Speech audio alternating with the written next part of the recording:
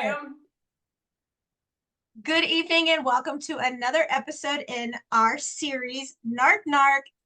Who's there? Help me. I'm gasping for air. Dana and I, your host, Victoria, are talking about things that nobody else dares to talk about because, for whatever reason, it's a topic that needs to be discussed, but not one that's frequently talked over. And her and I have lived this hell, and we are here tonight to dissect the person that goes into the position of golden child. So thank you so much, Dana, for coming back. And here we go with another episode. Yes, here we go again. As I said, last time we talked about us, the black sheep of the family, the scapegoat child. And as I just joked, the next level up from there is the golden child. Believe it or Yes. not, the golden child is not the king of everything. There Believe are it or not. people above that. We will get there. But yeah, the golden child's next. And we both have that brother. And no offense to them, but they were given that role, which I don't know if it's a curse or a blessing, but it's not on me. Thank God. I got my own stuff to deal with. Amen, sister. Right? And thank God we're not showing our face because you could land 757s under my eyes. You and I both, yes. Oh, But so you know hot. what? Such a common theme. I mean, if you've had any kind of family dynamic that's really effed up, or any kind of abuse in your past, even emotional, psychological abuse, that stuff Yes. is for real. You will not sleep at night for months and then years, and then you just give up. And then, yes, you have bags under your eyes. And then if you're like me, you're fighting aging and you're buying all these creams and things and trying. And then I've got lighting to help me look younger. But Oh my God. Can I but just the say, mental stuff. Oh, can I just say, as many times as my dear friend I have seen, she has never, ever looked bad. And I've actually said to her in the past, could you ever look bad just once? Like, make me feel better. Just once. oh, I will. I will meet with you sometime when we're not recording, when I have nothing going on, because don't I always say, give me 5 minutes. If I need 5 minutes, I just need makeup. If I need 15 minutes, I need hair and everything, but I only do the front of my hair. I leave the back on. She couldn't look bad. I'm telling you, she's one of these women that couldn't look bad in a bad.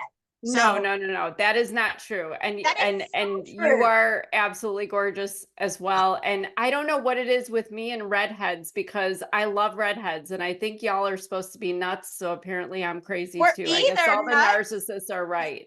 No, they say that redheads were either nuts or we're like the sweetest, most loyal people, and we always get walked on. So I got that one. But sometimes I wish I Yeah. was just nuts because then it wouldn't bother me. Yeah, I'll take the crazy off of everybody then, because I give up. I've been called crazy so many times. Anybody who's dealt with a narcissist, you've been called crazy. And Liar. Yep. but going into our topic today, this is something that's very real. These narcissistic parents put one child or multiple, but usually there's just one scapegoat or black sheep, and then there's the golden child. There might be other children, but they don't really matter because these children have been selected, Yay for us. by the authorities that be. And this golden child often tends to be basically the little puppet of whichever parent is narcissistic, or God forbid it's both, as the case was for me. And I know you've had that too. And then it basically triangulates the golden child from the scapegoat. And I know in my experience, I can honestly say, when I look back on all 48 years of my life, that I have had my brother, who I love very dearly. It's not his fault that we were born to these people, but he drank the Kool-Aid, and it's been really hard. We tried really hard to maintain a relationship, but it's just like they just wouldn't let us. Right. Anytime. And what I have noticed, and I was actually told this when I was, I don't know, maybe 13 or 14 years old. I was actually threatened by my narcissistic stepfather. Don't you ever tell him the truth about anything.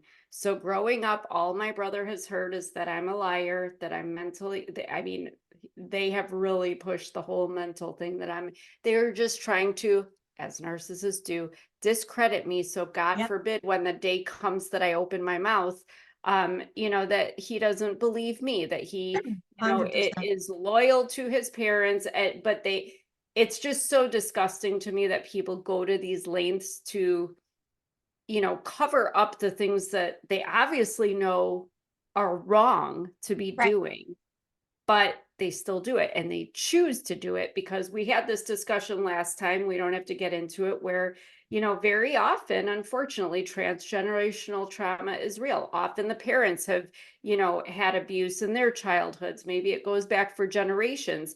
But I don't buy this, oh, well, it just keeps going because nobody knows better. If you have a golden child and a scapegoat child, you know better and you're making a choice. And that's disgusting. It is. Absolutely. I was kept apart when, from my brother, and he thinks I'm just like evil. Like he truly believes I'm Mm, evil. And, I've only had a couple of conversations with him since he's become an adult, but like I knew very early on that he was homosexual. Like I knew before mhm. he even, I think I knew before he knew, like, and Yeah. I always embraced it. And I always told him, I don't care who you're with, as long as whoever you're with doesn't put their arms on you in an unwarranted manner, and they treat you the way you deserve. Like, I don't care. But Yeah. to our narcissistic father, there was no, his exact words were, there's no way I created a queer. And those were what he said. And he was like, this thing is not coming on my property. This thing, like, he's been told he's not allowed to come to their home, their house. And my brother didn't even start dating until he was in his 30s because he had such a dependency on our mother. Like it blew my mind because I'd never seen anything like it. Like even if I was an outsider, if I learned, Dana, about their relationship, I'd be on a couch just for that. Like because they would go on vacation every year and they would sleep in the same bed. And Oh, yes, because yes. I And mean, what age are we talking? Honestly, I uh don't want to judge yet. uh 25 to 30, Okay, okay, okay. 35 Yeah. I every year. mean, there are times you might have to. I mean, but on purpose, Well, how about if you're that's going a on little cringy. right, if you're going on a cruise and you get to pick your stateroom, but you pick one with one bed. Yeah, because I mean, I love my son with all my heart. He's 21, but if I told him we were going somewhere on a cruise or on vacation and there was only one bed, he'd have a few choice words I can't say on the air here, and then he would sleep on the floor, or because Yeah, yeah, because he would give me the bed. But still, that right. yeah, that's cringy. Yeah. That's a little much. But he moved out um in his mid-20s. He'd always lived at home. He never dated. He didn't have a social circle. Like on a Friday night, he would go out with his mom to dinner and a movie. And Mm, and I hated it because we all had, like for Christmas, we had three different Christmases. We'd have a Christmas with my biological mom and dad and I okay. and Faith. And then we would have, that would be the end of it. And then my biological mom would have a Christmas with her other daughter, her older daughter, and my brother. And then they would have a Christmas with my biological parents and my brother because both parents, neither one of them gets along with all of the kids. None, neither one of them. And so nobody can have, like, on holidays, it's like, I get that one. I get that one. And that's how it is. And there's no deviation from it. So like one night at midnight, suppose it was around midnight, my biological brother calls my mother, I hate using the term, and says my toilet is clogged. And at midnight, she gets up, she's in her 70s, gets up and drives over to his condo, which is now almost an hour away from point A to B, and goes over there to plunge it. And I'm not, you can't make this up. And so I literally, the next morning, my bio dad says to me, "You're never going to believe what happened." And I was like, "What?" He goes, "At midnight, her husband, because she refers to him on numerous occasions as her husband, not the one she's married to." Wait, just to clarify, she refers Yes, to her son son as her as husband. her husband. Okay. And that he Not, called, but okay. right? And that he called and his toilet was clogged. And I'm like, "Wait a minute. Um, doesn't he have two bathrooms?" And he's like, "Yes." And I was like, "So why not just use the other one?" Or why not get a plunger and plunge the toilet? Or You a know, 5-gallon bucket. It's midnight. Do what you right. got to do. Sorry. He doesn't know how to I do live it. in the country. Right. So he doesn't know how to plunge the toilet. So she went over there Oh my to do it. goodness. Every time there was a car accident, he never called his dad, he called his mom.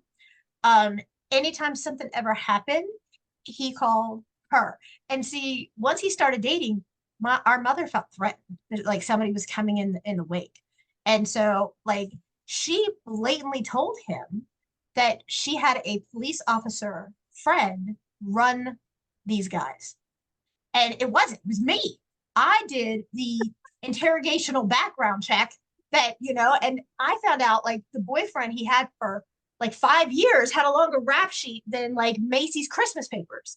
I mean, we're talking like ridiculous. Not to mention, he looked like he was in his mid 50s. Hmm. Um, and my brother Dana is so smart, like intelligent, bookwise smart. He got his master's, really, really smart, but he has no self esteem or self worth. And he has worked in a deli at the same deli as a server for almost 18 years at the same deli. And that's all he's done. And And that's okay. I mean, no that's judgment, but the okay. reality is that a lot of these golden children, not all of them, because it's kind of like narcissism, you have the ones that are very confident and really do think that they're all that, but then you have the ones that are really insecure that they're seeking that level of superiority. They're seeking to feel that important because they really don't inside, but I mean, he thinks that's okay. He has no motivation, it sounds like, in life because everything has been controlled and dictated to him, and it's been exalted, basically. He can Right. do But no he wrong, doesn't which is know better. essentially right. But he doesn't, and it's interesting you say that he is that intelligent and smart because my brother, He's a it's doctor. very funny to me how they create a dynamic, my parents did, that I showed very high promise education very early. In first grade, they wanted to bump me to third grade. By junior high, they put me in a special program where there were only 7 kids that apparently we couldn't be in the regular population of children in the grade school because we just, I mean, honestly, I was one of those jerk kids that, like, God forbid somebody had a question. I was like, oh, dear God, like, how long is this going to take? Or if they were stuttering trying to read, and forgive me if you were that person, that kid in school, I didn't mean to be an a-hole. I just was impatient because and so this isn't a brag, but when my brother came along, he had to be better because they decided he was the golden child. Right. So he couldn't just, like, I got a bachelor's degree in college. Well, that wasn't enough. He was pushed to get a master's. But when I said I'd like to actually go back and get my master's in psychology, they said, "Oh no, we're not paying for it. We're not going to spend our but just go get it. Just go get your real estate license or something." I'm like, I got a degree in journalism. Why would I do real estate? Well, guess what I did, because I'd been diminished and told my whole life what to do too, and I was supposed to be nothing. So they had Right. to make sure when I, was playing in 2 different orchestras, first chair viola, all of a sudden it was, oh, well, we're not paying for your lessons anymore, but we're going to pay for your brother to have violin lessons. I taught myself to play piano. Well, we're not pay, then I had piano lessons. Well, now we can't pay for your piano lessons because your brother should learn piano. And God forbid if he even so much as tinkled a note, pressed a key and it went ding, he was freaking Mozart. But me, Right. I was actually composing music. I was like a little Taylor Swift. I just didn't have a guitar. And they were like, that doesn't sound very good. I don't know. You should just quit don't waste your time. So they do this thing where they just make sure to minimize you and they prevent you, and so my brother went on to get a doctorate, and Mr. Doctorate in physics. I remember when he got, was interviewing for jobs, he really wanted this job in California, making 50,000 a year. Right out of college, I think that's a phenomenal living. Yeah. I know California is expensive, but that's where he wanted to go for whatever reason. Well, that wasn't good enough. The job he wanted the least was paying, I think it was like 80 or 90,000 a year. in Washington, D.C. Well, guess which job he took? Because his narcissistic father, my stepfather, decided that, oh no, he has to make it, he paid for his education. He needs to make as much money as possible. My brother told me in private he didn't want that job. He didn't like the job. He wasn't happy at that job. But Mr. Doctorate in Physics, the irony is when he was at, our parents' house one day, called me and said, hey, sis, can you tell me how to turn on the gas fireplace? And I'm Right, like, yeah, you see that switch next to the mantle? Flip that and see what happens. It's magical. And right. and he did. And it's sad, it saddens me that, our narcissistic stepfather, when my brother graduated with his doctorate, made a point of telling me, you're stupid. Your education is like a kindergarten education compared to his. And I'm like, yeah, but you know what? I bet my IQ is a lot more than his. Anybody, forgive me, and no offense to anybody, but anybody can go to school and get a degree if you regurgitate the information. And I mean, no offense to you, because I know you're a doctor, Victoria, but the thing is that to minimize anybody Right. um is disgusting. To minimize a child, to make the other child who Right. is too weak to stand up to you and live their life on their own terms and on their own volition is even worse. And you know why we're not the golden children? Because we see the truth. We Yes. see the truth, we call it out, and we don't tolerate the baloney. That's what Yes. it is. It's exactly it, and like you were saying, my bio dad was like, I have to go to his house and hang a shower rod and pictures because he can't do it himself. And I was like, Oh wait, my. come on. And he had a sewage issue in his condo, and he had his mom come and clean it up while he was just hanging out. Like, and then all the Unbelievable. insurance claims, he doesn't know how to do any of that. She did that. But the one that like really gets me is they had like this little dog, like a tiny dog, right? And he would come over. Gospel is my witness. He would come over there and he would call our mother and say, I'm here. Can you have them bring the dog down? Or can you bring the she would wait outside like a high school girl waiting on her boyfriend. He would drive up like a drive-through window and she would give him the dog through the window like it's a visitation. And he would go back. He would drive in like 45 minutes to an hour, pick up the pup, go back to his place and keep the dog on his 2 days off. And it was every freaking week. Now, I'm like, are you kidding? Are you serious? That's how it was. And he literally just, I mean, he had like daggers for me, and he's petrified of faith. He would go and hide behind two locked doors not to get into a test with her. Like he Well, literally your would daughter is pretty scary. I'm just kidding. I wouldn't want to get around. into it with her either. But you know what? That's strength, but that goes to show exactly. And I don't mean to interrupt, but that's the thing. They are too weak. They are afraid. They are afraid to be themselves. They're afraid of their own shadow because they don't even know who they are half the time because it's been told to them who they should be. And people like you and me and all the other scapegoat kids out there, we're now adults, we know exactly who we are and we know right from wrong and we see other family dynamics and we know what should and shouldn't be. But these golden children, I think that's part of why they're chosen, is because they are moldable. Yeah, and he's They're so not going to delicate. resist. He is in his own way, Dana, because like when I finally went to my mother and said, here's all approved, I bet you I had 400 pictures. And I was like, look, these were not all of them. I just picked some. And I said, if I was out to be a malice, then I would have showed my brother because it would destroy him. But I don't want to hurt him. I don't want to hurt him. Whether he thinks that's true or not, I don't. So I've never given him any of the indication. I've been the fall guy because like our dad would just destroy him. He'd be like, I couldn't have had a queer. And, I was such a ladies' man. And, he's married to his, my wife, and they're rubbing all over each other. Our dad would send me pictures he had taken of them like massaging each other on multiple occasions. How would I have gotten these? Right. So, like, I have pictures of like her rubbing him rubbing her. It's disgusting. And so then he would write a paper and I would get a copy of it. And it's not because he gave it to me. That's all I'm going to say. But then, like, they told him, hey, we have an officer friend looking at this guy. And it was me. But they would lie straight to his face. And that was just what, and I told my mother, I said, I am not trying to hurt you. I'm not trying to be malice. I'm not showing him because he would have a breakdown. I know he would. And he's already being treated. And I'm proud of him for that. He sees somebody. I'm proud of him for that. Good for him. I don't want to put out any of his negative business because I wish him nothing but the best. I have no ill will to him.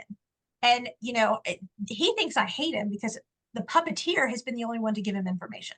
So he's never wanted to Exactly. hear my side. He only hears hers. Well, he doesn't need to because he actually believes, just like my brother believes, our parents, they are going to believe that. They are afraid to even think for themselves if you give them proof. Right. And that's the thing is you go and you look at this, like he wrote his paper, right? He wrote his thesis, and I went to my bio mom and I was like, look, I just finished Who Kicked First. Would you look at it? This is before I went no contact. And she goes, are you kidding me? You wrote a book. So what? Your brother wrote a thesis, and that's a million times harder than writing a book. How dare Oh you my even try gosh. to compare yourself to him? You'll never be him. Are you serious? That's so insulting. And then I asked her, I said, it's really hard. I would really like for you just to, you know, look at no. Don't ever insult me again. Now, this kid, her son, could call up and say, hey, I need this. Okay, whatever. She goes, I'm not kidding. She would do his grocery shopping for him. When he would come over, she'd give him groceries. He would text her and say, he got in trouble at work for texting mom. And Oh she went my. to the deli to have words with his manager, who was half his age, Oh literally. boy. And she was like, you don't tell my son he can't text his mother. Every time it was disgusting. You would think he was 8. When he would leave, she would say, okay, call me and let me know when you got home. Okay, I love you. She walked around with the phone in her hand as if it was super glued. And every day he would call when he got off work, and she'd go, how much money did you make today? How much did you do? What did you make? How much did you do? How much money did you Yeah. make? And she did all of his bank deposits. Now, I guarantee you that young man passed at least 15 branches of his bank from his place to theirs. And he comes over and he didn't know how to make a bank deposit. So she would do them for him. And Yeah. she would, he was getting, like, if he had any idea, I was getting all of these text messages, about how he spent all of his money. Now, I want you to imagine, he is obsessed with Batman.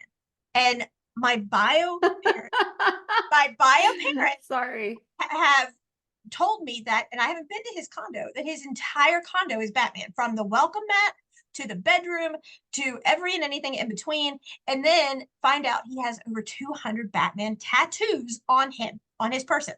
This So, is interesting. May right? I intervene? This Please. is interesting because I just had a revelation. That's his identity. I think he overdoes it. It's like, because that's a lot. I mean, I like Hello Kitty, but Lord help me, I'm not like in a Hello Kitty house and I've seen them on Facebook. I would though, just saying, but that's his identity. It's like the one thing he gets that's his. So it's like he's got to But it just breaks suck it my up. heart, Dana. It It's breaks my sad. I have gotten copies, screenshots of text messages from my parents where he texts my bio mother. Now, he has no relationship with my dad. He would Okay. text her and say, but I'm Batman. And she would say, I know. He And would wait, he would say, I'm Batman, but yeah, I I'm have Batman. screenshots. They're going to be in the Narc Who's There book. The actual text messages will be in the book. I mean, this is interesting too, because there are a lot of things that happen to us. We deal with a lot of psychological issues This is a Jerry growing up Springer. in that, I mean, we have depression, we have anxiety, we dissociate, we do all this stuff to deal with our trauma, but boy, that's some dissociation right there, and we could go into a whole episode about that, but that's the interesting thing about it too, is that you oftentimes they suffer a lot of the same issues that we suffer. It's just that they are filled with the idea that they are perfect and there's nothing wrong, and they're, whereas we're broken and damaged and crazy and all these other things. So it takes, they go one way, we go another. But it's also interesting. I just have to say, I had a similar thing that when my brother was getting his doctorate, he also had to write a thesis, and I guess he was working on some experiments because it's physics. and his study ended up, he was doing it with other people, but it ended up in some scientific journal. I literally can't even, our parents probably bought, I mean, there were boxes of them. There were dozens, if not maybe 100. Honestly, I remember like 60 to 100 copies maybe of this scientific journal. Like no, like I was like, congratulations on getting that published, da da da. But Absolutely. like to buy it, like who's gonna read that? Like unless you're a scientist in physics that cares about that particular thing. But it's interesting because yes, we are estranged, my parents and I, their choice, which is fine with me. But I published my first book. It's been a little over a year. It's an amazing book. Oh, so Thank good. you. But not a word, So not one word. My godmother, she needs to not intervene sometimes, but she even mailed a copy to my mother. And my grandma called me and said, "Oh my gosh, your mother has it on her coffee table. I think she read it." Not one word. My brother, not one word.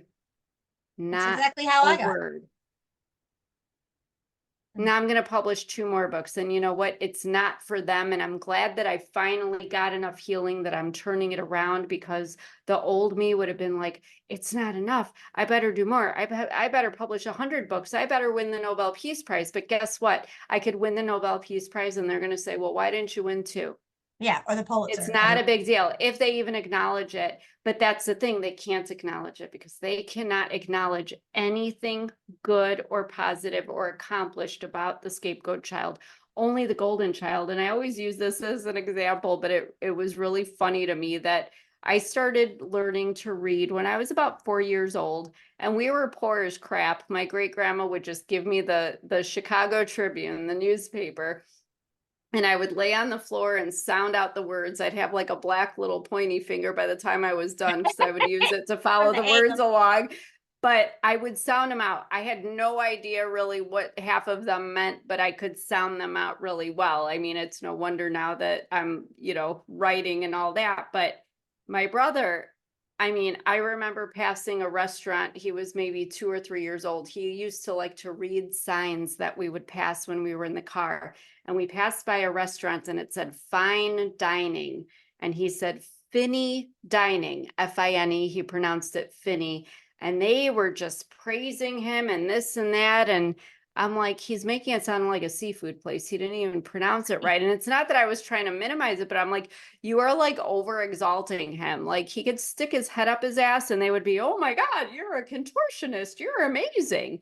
I just, it's baffling to me how Right? these people can twist the tiniest things into, but that glorification, that's what makes them either become narcissists like the parent or parents and turn against us, or again, they are just so controlled and think that they really can do no wrong, but they're really like your brother, well, and mine too, very inept. Because again, my brother, I could give a million examples of when he's signed his first apartment lease and he didn't know what this meant Yeah. and that meant. And I think there was an issue of like, he needed a copy of a key and he was just like stunted. Yes. And, mom always, you know, just jumped right in there. But me, I never asked for help. I mean, I was the one who was abused and scapegoated. There was physical abuse, all that. So I mean, I still have trouble asking anyone for anything. I've just taken care of myself. But like the couple, I think 2 times literally in my life, I've asked my mother for help and she basically told me go scratch. So, I know Yeah. where I stand and that's fine. But it's interesting to me also that you and I, and I imagine a lot of people like us, because of what we've been through, we still have that open heart where we still love our brothers. We see Yeah. that their heads are up our parents' asses, but we still love them and we will be there for them no matter what. I mean, I remember when my brother was little, never forget a couple times, 2 years old, and this is in my next book coming out about growing up. But where my stepfather went after him physically, my brother was complaining, when they're little, he had a scratchy tag on the back of his shirt and he was freaking out. He wanted a different shirt. And I saw that hand being raised in the air. And I mean, I started calling him every damn name in the book to get him to come at me. And I remember putting my body, like I had my arms outstretched and covered my little brother with my body. And I took it for him. I took it for him. And it wasn't just once, it was a few times. And I would do it again in a heartbeat.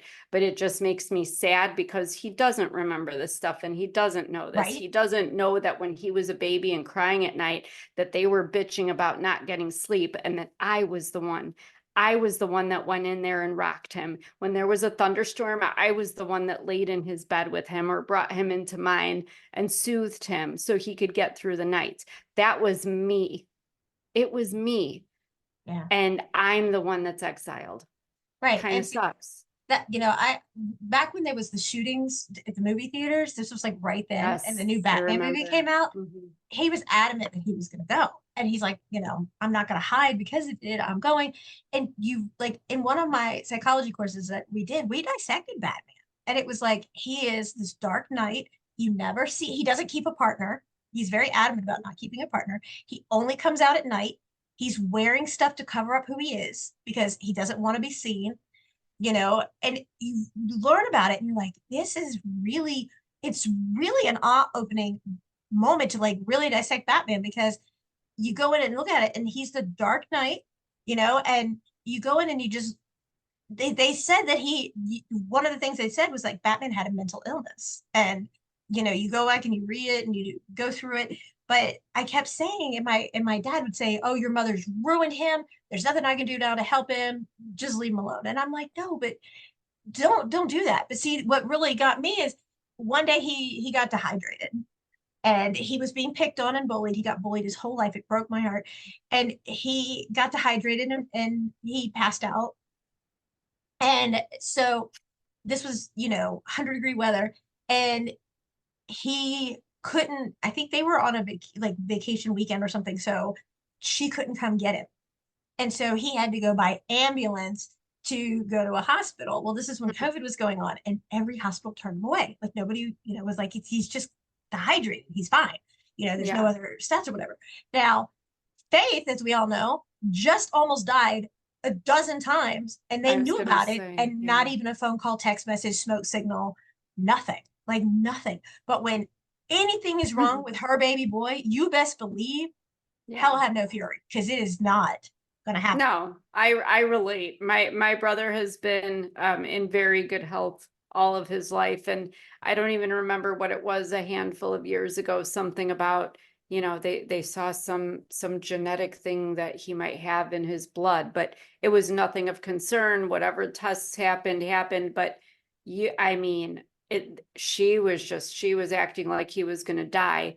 Yet I mean, if anyone hears the scratchiness in my voice, because of the years of abuse in their home. And then I was married to another abusive narcissist for 25 years, which at the end of Gasping for Air, my book that's out, you find out I get so sick. I dropped to 93 pounds. People were terrified for me. My heart was stopping. My digestive system, my muscles. I was having a lot of just so many things going on. My doctor said, your body's shutting down. I had to have a backpack oxygen machine. Turns out I have a lung disease as a result of trauma, abuse trauma. And that woman never once, when I needed that oxygen machine, when I was first diagnosed, we were just going into COVID. And my doctor was terrified because he's like, I can't find anything. He was even just trying to find one of those sleep apnea machines. He's like, Yeah. it's air, it's something. But I mean, my neurologist was panicking. He's like, because you will die if you get COVID. And these hospitals were full. And plus, I live in cornfields in Illinois. We don't have options that bigger cities have. Right. And my mother knew about it. She knew about it. And there was a matter of, I found a machine, an oxygen machine. I needed $900. And again, read Gasping for Air. I was financially being abused by my ex. I mean, I was denied like a $3 credit or debit at the post office. Like when I say we were scraping, I was going to the food pantry. It was bad. I didn't have an extra $900. She lives, by the way, as your parents do, in what I call a compound because there Right? might as well be a cult there. Mhm. Mother and her husband, just the two of them, were living in a 6 bedroom, 4.5 bath, 2-story house with a full finished walkout basement. They had paid 80,000 to add another structure. I lost count of how many garages for all the Corvettes and Harleys and antique cars and Lincolns and Cadillacs and everything. Oh, a Jaguar. I'm sorry. That's the new thing. And I'm supposed to be impressed by that. On acreage. And there was no offer.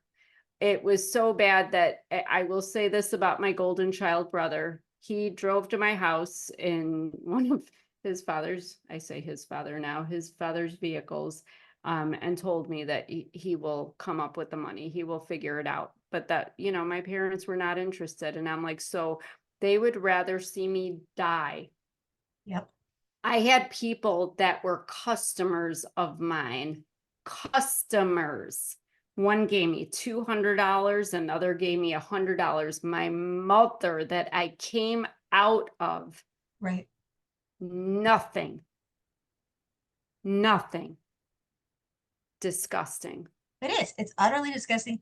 We are always at fault for everything. And no matter what it is, we're always at fault, but we know the truth. And that's why we're the scariest That's it. of them, because we hold the truth. We know it Yep. and we hold it, but we are so outcasted. We're just not outcasted to the family. We're outcasted to the people outside the family so that Mm-hmm. they don't even want to hear our side. It's automatic that they're like, oh, well, we heard from them, so it has to be Right. true, even authoritative figures. And so, it has to be gospel. So we're not even going to hear your side. And then even Right. when you come up and show proof, because I always felt like I had to prove my innocence, it was Yes. they didn't give you permission to do it. Like I would hear, I didn't give you permission to People take don't that. want to see it. They Right. don't And want I'm to see like, it. really? And, like I know my brother has no idea, none, that this literally, I've gotten all of these text messages. If he ever read this book, I'm petrified for his mental stability. Like I did put in there how I wish him nothing but the best. And, I have so much proof that would just destroy any human. And I'm not putting 80% of any of that. And I'm not Yeah. telling the horrible stories of things I know that he has no idea I know because I don't want to hurt him. Like I don't Understood. want to do that. I have encountered the same issues, because I do actually still have integrity. I could put some very, very damaging things Right. in these books, but I am not trying to I am not writing these books about these people. I like you. We are just trying to help people to relate and to know that it's not just them, and also to give the example that you can still be okay. That this is just, you sometimes just get the crappy hand, but it's okay. But I'm interested because I've been asked this a lot too. Like, so how do you ever feel guilt about writing about these things in your family dynamics? Because I get asked that a lot. I've been shamed even for Mm-hmm. writing about the things I write about. And I say, but it's my truth. And maybe I think maybe a part of me thought that I needed to feel heard because nobody ever cared, but, or maybe I needed to prove my point, but, and maybe that is part of it. But I think that there is just more to, I think that people can learn from what I've been through, and even writing has helped me to learn. But I'm curious to know if you've ever been asked about that or what your take is on that.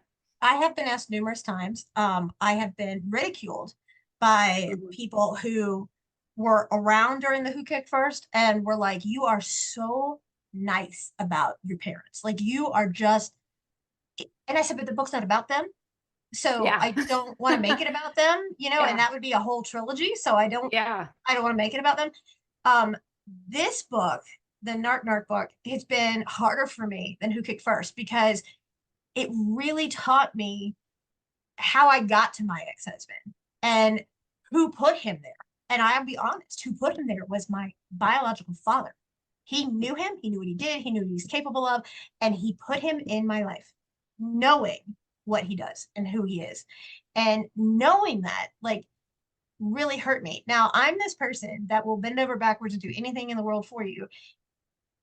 unless you cross me with someone I love. If you cross me with someone I love, then I'm that tigering mom, if you will. Yeah. And when they did this to Faith, like I've been writing this Narc Narc book for probably 5 years, and it's just kind of sat there, and I always just gathered proof just for my own peace of mind because, like you, I know there's times you're like, I'm going nuts. This can't be happening.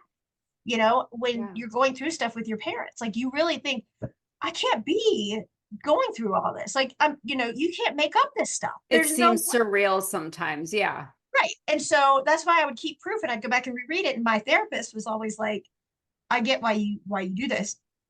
But I had a lot of people say, how can you write about them? And I was like, how can I write about them? And I was like, this is my healing journey. This is how I heal. This is how Exactly. I get better. Am I being 1,000% on the table and how horrible these people are? No. Could I be? Yeah. Hmm. I'm showing proof because I want other people to say, I got out of it, she got out of it, they got out of it, we can get out of it, and Exactly. can live their better life. Like you can go back and read and hear your better life. Now, I made sure that their names were changed. They're the same as in Who Kicked First. Geographically, it's different. And all of the pictures, like if you ever saw my bio dad, you would see he always has the pinky rings on because the perception of power and money. Hmm. He has the rings on. He carried a purse, a man purse. And Oh.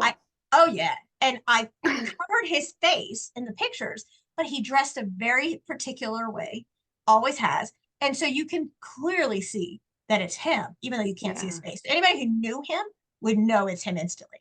Um, and so I did put a lot of that in there, but it's not out to destroy, it's out to educate. And I waited for so long to put it out there. I never sought revenge. I was accused of doing all sorts of things. I got accused of having him suspended from his career. And I was like, I wasn't even in the picture. We weren't even contacting each other at that point. We were, how could I have done that? And his floor had cameras. His floor had sign-ins when you got off the elevator. And I was like, when I heard about this, I said, okay, I'm going up there. I want to see the sign-in sheets. I want to see the video of me coming off the elevator. And then I want an apology because he was telling everybody I destroyed his career. And I did not. And I was like, I did not. But to answer your question in a whole roundabout way, when you do this to my child, when he walked around, my grandparents, who everybody knows was my life, what I hung the moon for them. When you would ask my bio dad, about Faith, he would pull out of his purse bunch of pictures. Remember, this was several, like 15 years ago. And they were all the worst pictures of her in the NICU and the PICU and the TICU, where she's hooked up to all the machines. He lived not even 2 miles from the hospital when she was life flighted. It took them 3 months to walk in the door. You had to drive by the hospital to go anywhere every day. And they drove by every day and never came in for 3 months. And I wrote to them. I said, I want you to at least put your eyes on your grandchild Yeah. because they're telling me she's not going to make it. Never came in the door. And I'm very grateful for them because I had to quit my career to devote myself to Faith. And they let me come live with them. I don't want to say I was living, but I was there and I'm very appreciative of it. But believe me, I paid the price in more than one way. But it was to be a mile down the road or from the hospital. I couldn't have done that as a single mom with all of the hospitalizations and appointments and things. And I'm very grateful for that. But the point is that now I feel like if you're not even going to own up and you're supposedly a human being, at the end of the day, yeah, we're all adults, but they're the parents. It's their responsibility to teach us how right is from wrong, how to act, how not to act. You know, I would rather you shoot me in the face and tell me I have to introduce my child to someone who's going to beat them to death's door because I am not going to do it. When when he was told, when my ex was told he had 1 week of supervised visitation with an officer in the room because his rights were in the process of being terminated, you would think that a normal father would be there and he wouldn't even come on campus, the hospital campus. Nowhere to be Yeah, found. but thank God for that. Thank No, my God ex for was that. there. My ex was there. My dad wouldn't show up. Oh, your My dad wouldn't show up. I'm sorry. Yeah, Okay. no. Oh, he came every time. And as soon as he got to the door, I was like, let's go for a walk because he didn't come for her. He came for me. And I would stay in general public. I'd stay in the hallway, the main hall. And I was like, no, there's no way I'm going to let this idiot near my kid ever. Period. Not going to happen. But when you almost lose your child over and over again, one time, 10 times, whatever, it doesn't matter. And you can't even speak to them. You can't even ask how they're doing. You write them off. Like he tells everybody, well, Faith flips me off. I have pictures of him flipping her off in the crib. And And you know what? Here's the thing. That's just typical narcissist crap because the 100%. reality is that he has no use for her. He has no Right, use for because her. we're So not he has there. to right. And even I love that you can be so appreciative of how they took you in. My mother and stepfather also were trying to encourage me to take my son and move with them 5 miles away, to leave my ex when it got really, well, the last 15 years were bad. But I refused to do it because I saw through that crap. The reason that your parents did it and mine were trying to do it, and I understand in your situation, I would have done the same thing and just sucked it up and stayed there, but it's because it makes them look good. Oh They yeah, they look would like, tell oh, everybody. look at us being great parents. We're the best mother and father. Our poor daughter, she's just, it will always come back to bite you in the ass too, that you're poor or you're incompetent or you're Well, I got the shit beat out of me, incapable. and that's my fault. I got Or beaten. right, That's my and that's your fault because you're weak and you're this and right. that. Believe me, I've been there, but that's why they did that. And I don't mean to disrespect that. I love that you appreciate it, but the only reason they did it is to get the glory of it. Well, And here's the I thing. call that crap out. I don't like that. Here's the thing. You and I've been friends long enough where when we talk about our kids, it's my son, my daughter, my husband, even though I don't, because to me, that's my sperm and egg donor, but I still say it's my father, it's my, whatever. I have letters where they would talk to people and they're in a mansion. I mean, they have ridiculous Lexuses out the wazoo and, you Yeah. know, antique cars and stuff. And he would write letters and say, sorry, he would It's say, and okay. these letters are going to be in the book. And it said, we have a special needs child living with us. Not Referring to you? referring to my daughter, Oh, not our referring to Faith. granddaughter, not our granddaughter, not our daughter's daughter, but we have a special needs child living with us. Thank you. So thank you for saying this because this is something I had this happen to me, not with my parents, but with another narcissistic situation where I was referred to in a way. And I said something to my husband, and he said, oh, you're reading into it. I said, no, no, no. Verbiage is everything.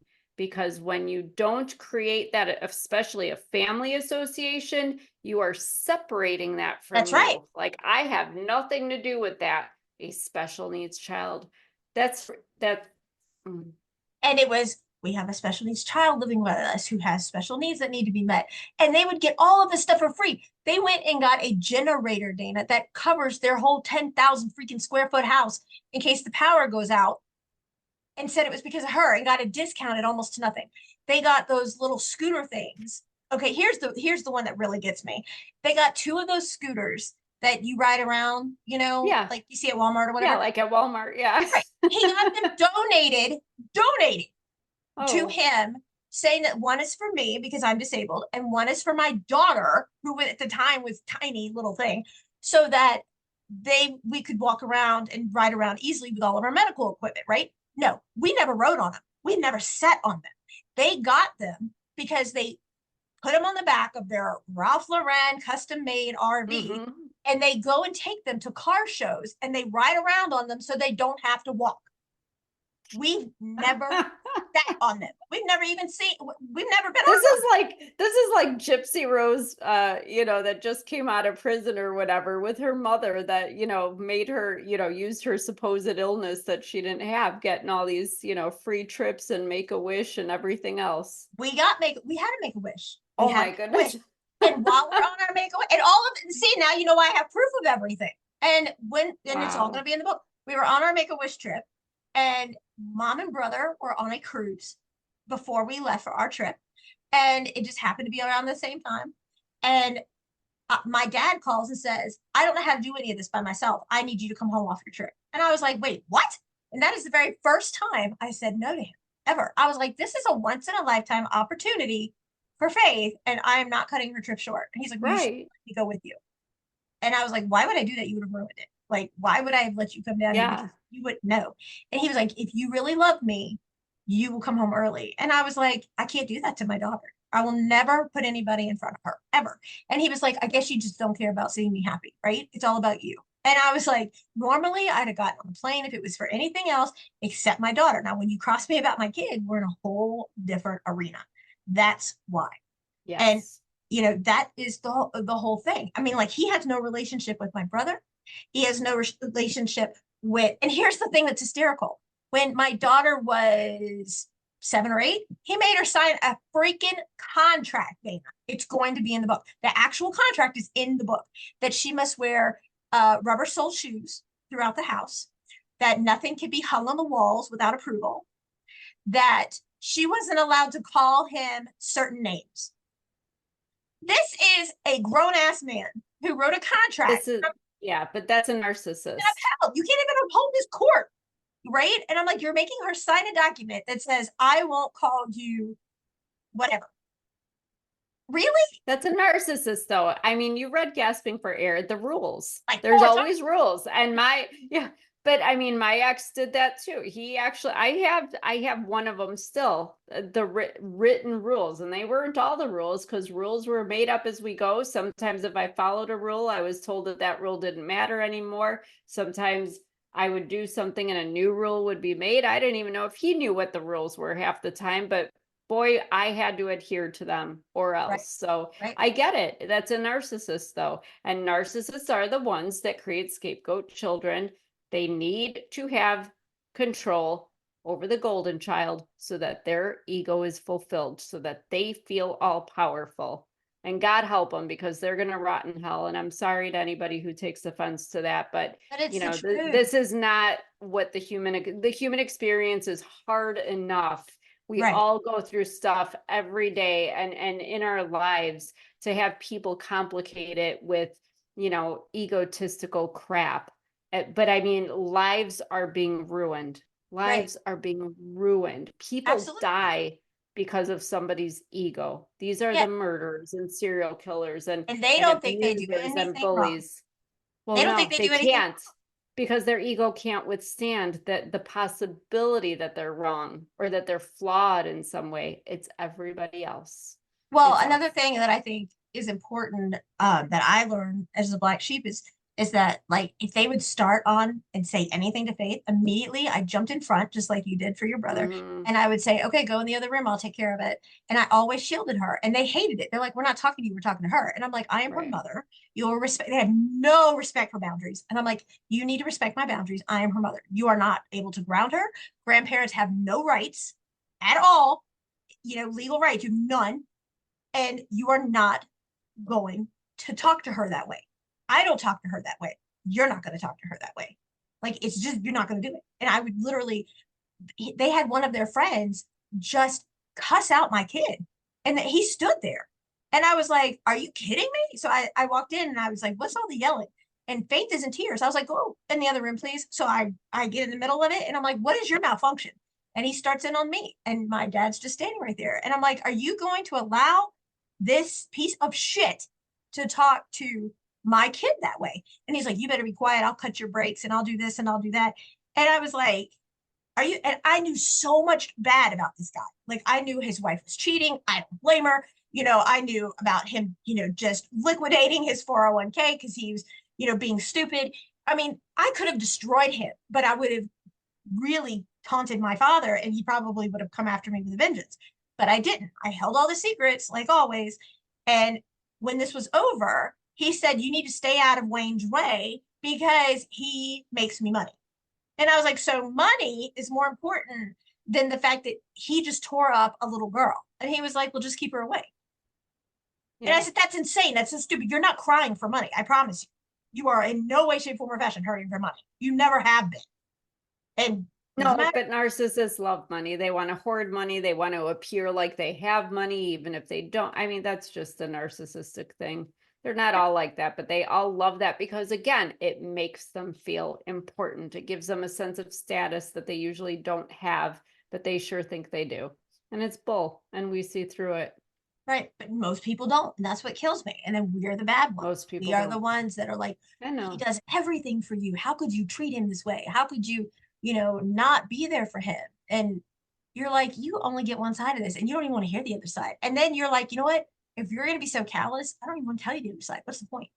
Like, Yeah. do you, and at the end of the day, I want our listeners to really think of one thing for that person that is so shallow, that's like, I'm not even going to listen to you. I'm not going to believe you. I don't care what you have to say because I'm hearing from the puppeteer that the marionettes are worthless. Do you really care at the end of the day what the hell they think of you?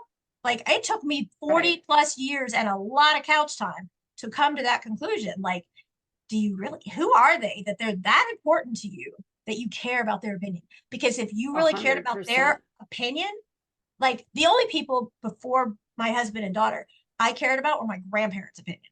And I lived and breathed to make them happy and not to disappoint them. But even if I did, Dana, they were like, that's what life's about. That's why a pencil has an eraser. That's why you learn and you move on. And that's why I felt love was from them. But from some other person, let's say Joey Bag of Donuts, that's like, oh, I heard from your dad that you wouldn't let him be happy by covering for your mom about him going out with a woman. Yeah. Well, at the end of the day, is that someone I really care about what they think? Like, who is that at the end of the Exactly. day? So many people who are in our very same situation really need to sit back and say, who the hell is that? Why do I care? And why am I letting them really A influence my life? hundred percent. I I should, have dealt with that as well. As a matter of fact, in my third book, that is, oh, I swear one day I'll be done with it sooner than later. But that's exactly one of the very big topics is, after I'm exiled from my mother's family, my stepfather's family, my ex's family, then I have love again, happily ever after. Oh my God, I've known this guy forever. I've known his family 20 years. Everything's good now. I'm healing. I'm out of that. Well, guess what? Another narcissist, and guess whose family I'm exiled from to this day. It's me. But that was a conclusion. The positive end of that, the little twist I put in is getting people to see that, yes, I went from devastating, like being excluded and crying in the corner of the walk-in closet in fetal position because I just felt so rejected over and over again. Like, why me? What is so wrong with me? To wait a second. Do I really want to be associated with these people? Do I really care? Because isn't it better to like have some sanity and peace and not be all wrapped up in having to, bow down to the powers that be and that person right. that decides that they're the king or queen of the family. But it takes a lot to get there. Like you said, it takes a lot of healing. But I go back to, as you and I have both said, we both do this because we feel so passionate about getting people to where we're at. Am Yes, I all the way? I don't think the healing journey ever ends, I but don't either. I'm still working on it. I still stumble, and I don't want anyone to be hard on themselves because we all have our days and we all have our moments and we all get triggered, and it gets better and it gets a lot better and it still gets better, but you still have those moments and you still have those days. But we're here to tell you it's okay, and that there's still people that are going to love you, and that I have so many people in my life right now that, and not the amounts of people, but so many people that I didn't pay attention to. Like I sort of disregarded the Right, quality of those relationships because I was so focused on the ones I didn't have, the people who were, my mother was supposed to be my mother. He was supposed to have my back. These people were supposed to. Well, guess what? Nobody has to do a damn thing. Just right. like I don't have to go to my mother's funeral if she dies, and I probably won't. I'm sure I won't, but I'll be condemned. But guess what? I don't have to. Just like she decided she didn't want to be my mother and we have no relationship, that's her choice. We're all grown people, but guess what? That doesn't invalidate me. That doesn't make me any less, just like you're not any less. There are people in life that love you. And when somebody loves you and they have no obligation to by blood or relation, that's the purest love of all. Yes. And so I want people to go with that. And okay, that's my third book right there. Well, I'm gonna tell you that I'm gonna put a little nugget in there when we do the narcissistic episode on grandparents. Um, I really think that the parents need to really step up and help these kids because I found a letter Yes. that Faith wrote, and I have been torn about, and I love your input. I've been torn about whether or not to put it in the book, not because of anything about him, my dad, but for her. And she told me, I don't care, you put it in there. She wants to rip him a new one in the book. But I found a letter she wrote when she was like 7 or 8. She was practicing her handwriting. We called him Raisin. And so she wrote on there, Raisin, it's me, your only grandchild you claim. I am asking, will you watch a movie with me or maybe play Uno with me? Um, I love you. And you always say you're too busy for me, but you're not too busy for other women. And she's like 8, and she's like, I love you. And I know you're too busy and you're always about money and whatever. And if you don't have time for me, I understand because I don't mean to be a bother like you call me and say that I am. And she's 8. And I was like, oh, like, I remember when my grandparents, if I had gone to my grandfather at 8, every and anything he was doing stopped. And we played Scrabble, we played Uno, we go play golf. Doesn't matter. He's like, I'm with you and nothing else matters. If you're on the phone, guess what? Redial. If you're somewhere, jobs come and go. People, if they're real friends, they stay. If not, they come and go. You move, you don't stay domiciled in the same place forever. People that truly love you unconditionally, they're forever. And we give so much time 100%. and so much devotion to the wrong people. What if we took that portion of us that's devoted to the wrong into putting it back into ourself and letting that inner light flicker like a wildfire? Hallelujah and amen. That's the key. That's it. But that is it. Because we as the scapegoats and the black sheep as children, even though we fought against it and saw the truth, and as adults, we called it all out, we still were also people pleasing and like begging it for approval to do something that they would see as worthy. And yeah, you get to that point, and it took me 40, lots of 40 some years to Mhm. get to that point too, where you just realize, you know what, it's not me. I'm just fine. And I don't care if I work at McDonald's or I'm the Nobel Peace Prize winner. Right, Anybody who loves me and for who I am, and that's that. The end. right. And to hell with you if you don't. It's your loss. And to hell with you, you don't. And that's what makes the world go round. There's somebody for everybody, or I don't know what they say, whatever it is. But Well, I I love you. love you dearly.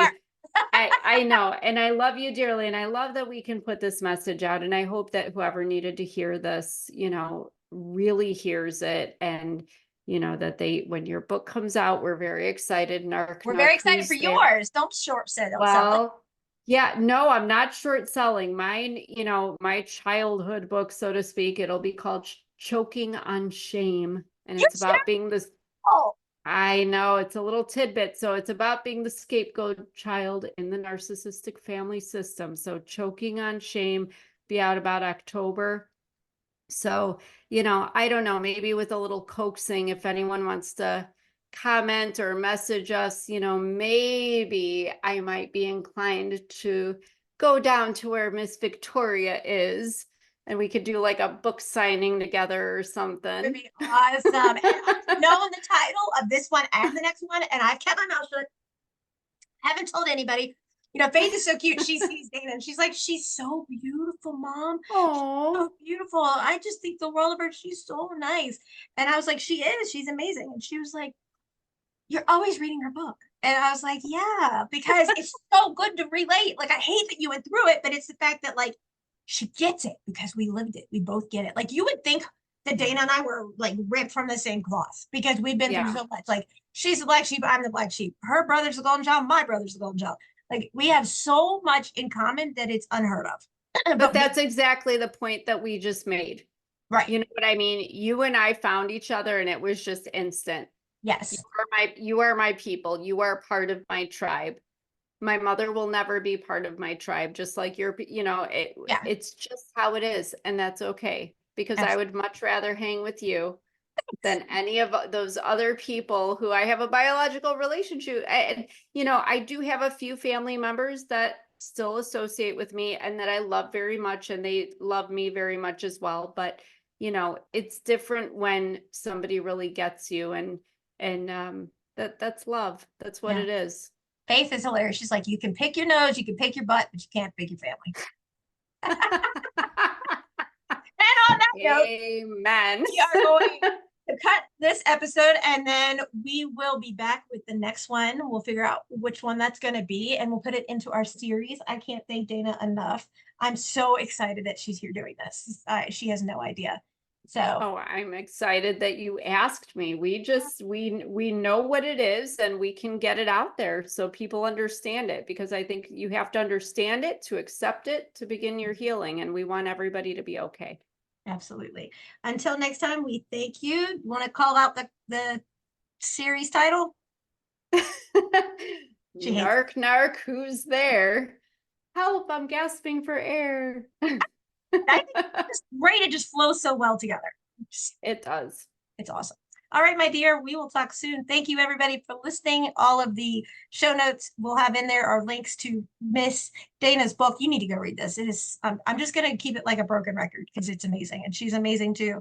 So go pick it up, go read it, and anticipate the arrival of her next one. And Thank yours. yeah. All right, thanks. Bye, everyone.